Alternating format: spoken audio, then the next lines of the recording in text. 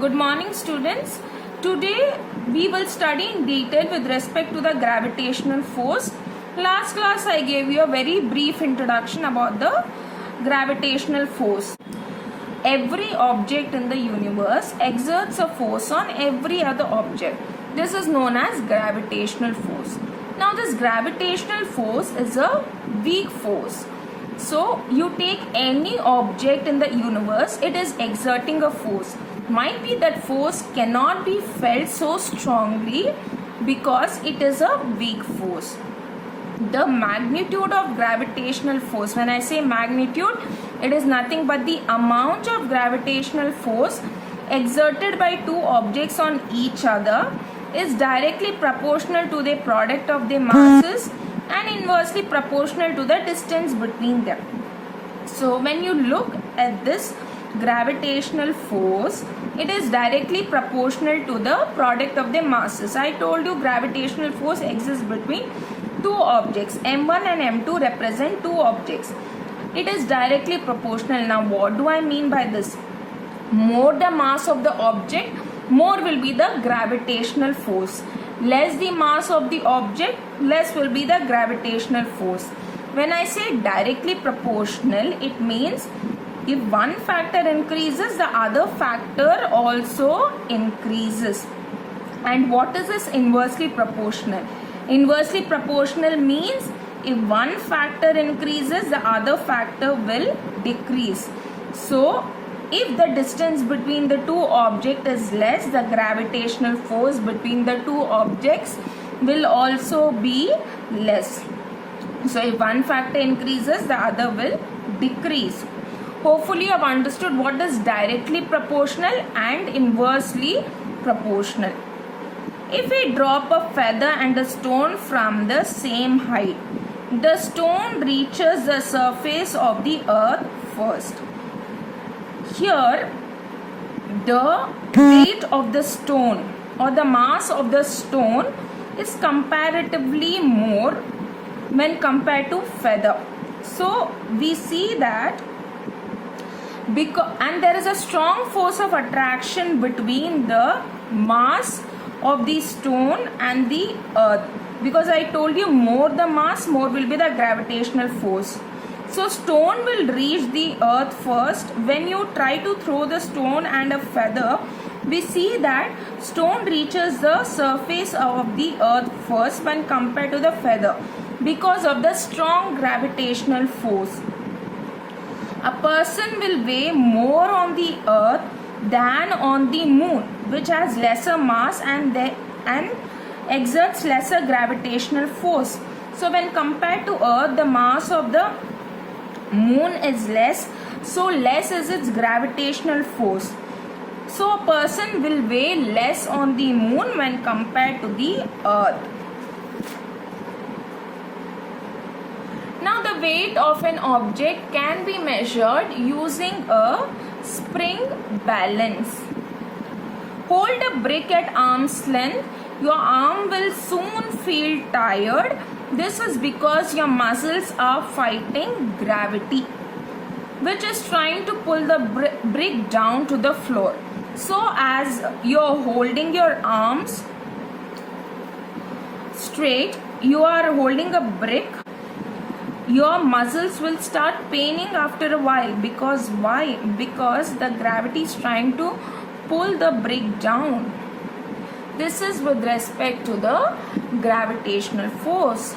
Next, moving on to the electrostatic force of attraction. Before we proceed with this, you need to know the structure of atom. Now, each and every matter, we are matter, everything around us is matter. It is made up of small particles called as atoms. And how does the atom look? In the center it has got nucleus, and surrounding it are the electrons.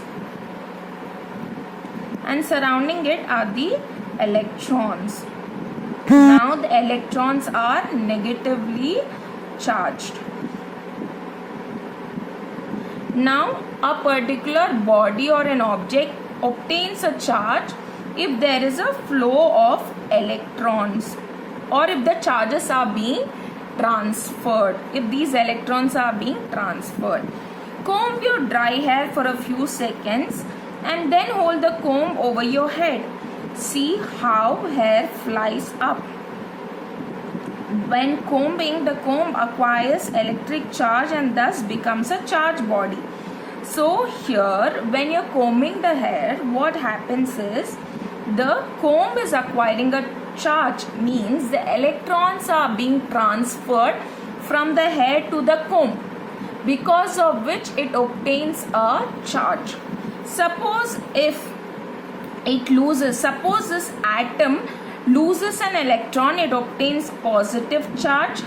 Suppose if it gains an electron, it obtains a negative charge. Remember this, very important. If it loses electron, it gains positive charge. If it accepts electron, it is getting negative charge. So the hair has transferred the electrons to the comb. So because of which it acquires a charge and thus becomes a charged body. Electrostatic is a force exerted by a charged body on the other charged body or on an uncharged body. So a force is exerted by a body which is charged on an uncharged body or a charged body.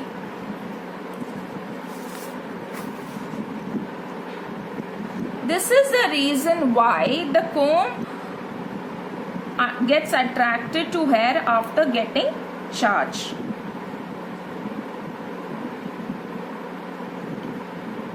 Blow up some balloons and rub them against a sweater. This will make them charged. So when you blow up some balloons and rub it against a sweater, we see the charges are being transferred, and because of which it gets charged. You can stick them on the wall or the ceiling. Since it has obtained a charge, what happens? You can stick them onto the ceiling or a wall. Electrostatic works even when the bodies are not in contact. So electrostatic force of attraction works when the bodies are not in contact with each other. These are known as the non-contact forces, if you remember.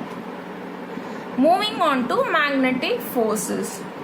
The force of attraction between a magnet and a magnetic material like iron and nickel is called magnetic force. It's an attractive force between magnet and magnetic material.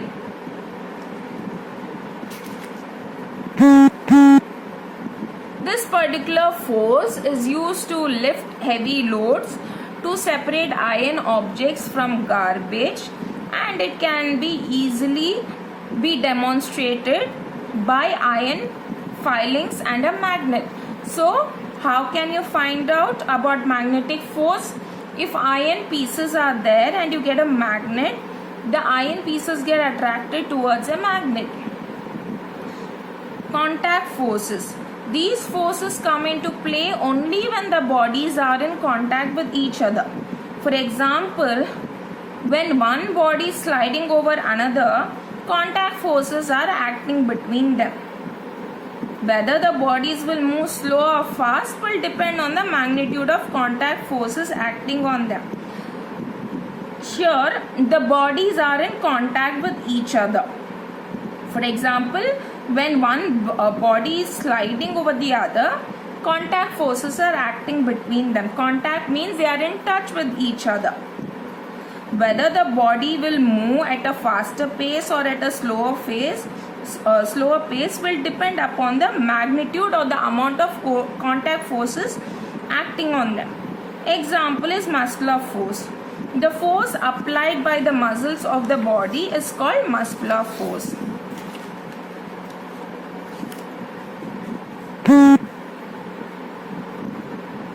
Kick a football, muscles of the leg is involved. Lifting your school bag, oxen uses muscular force to pull a bullock cart. So in all these cases, we see the objects are in contact with each other and the magnitude of the force depends upon the muscle strength that is applied. Frictional force. This force which acts on an object in contact and it is in the direction of the motion is called friction. It always opposes the motion of an object. What do I mean by this? As you're walking forward, okay, the frictional force is acting in the opposite direction. Even when the ball is rolling, as the ball is moving forward, the frictional force is acting in the opposite direction. That's why it is resisting the change in motion. Frictional force is resisting the change in motion. That is, and it is the opposing force. So this is with respect to the frictional force. Pressure. Now what is this pressure? I'll just give you the definition. Next class we will study in detail. It can be defined as a force acting per unit area. Pressure is equal to force by area.